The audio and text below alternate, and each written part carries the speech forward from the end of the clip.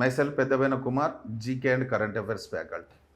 So ఇటీవల కాలంలో బాల్య వివాహాల గురించి ఒక రాష్ట్రము కరెంట్ అఫైర్స్ లోపల ఒక ముఖ్య అంశంగా ఉంది.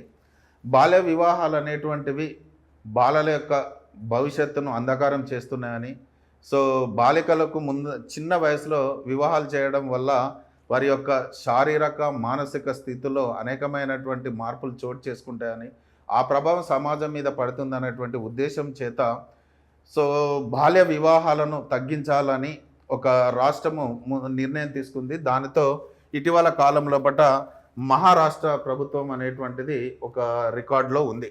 ఏం ఆలోచన చేస్తున్నారు అని అంటే, పెళ్లి కార్డుల మీద వధూవరుల యొక్క పుట్టిన తేదీలను ముద్రిస్తే వారి యొక్క ఏజ్ అనేటువంటి స్పష్టంగా తెలుస్తుంది. బాల్య వివాహాలు అనేటువంటివి జరగకుండా ఉండడానికి తప్పనిసరిగా పెళ్లి పత్రికల మీద వధూవరుల యొక్క పుట్టిన తేదీలను తప్పనిసరిగా ముద్రించాలనేటువంటి ఒక నిర్ణయానికి మహారాష్ట్ర ప్రభుత్వం వచ్చినట్టుగా తెలుస్తుంది.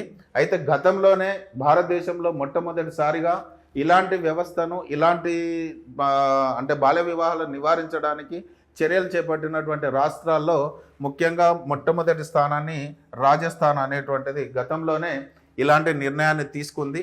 పెళ్లి పత్రికలపైన పుట్టిన తేదీలను ప్రింట్ చేసినటువంటి తొలి రాష్ట్రంగా రాజస్థాన్ గతంలోనే రికార్డులో ఉంది. అయితే ఇటీవల సర్వేల ప్రకారం మహారాష్ట్రలో బాల్య వివాహాల రేటు చాలా తగ్గిందన్నారు. 2019-21 సర్వేలో మాత్రం 21.9% ఉన్న బాల్య వివాహాల రేటు ఇప్పటికి అంటే 2023-24 నాటికి 19.6% దిగివచ్చింది. అంటే మహారాష్ట్ర లెక్కల ప్రకారం బాల్య వివాహాల యొక్క సంఖ్య తగ్గింది అనేది మనకి ఈ వార్త ద్వారా తెలుస్తున్నది.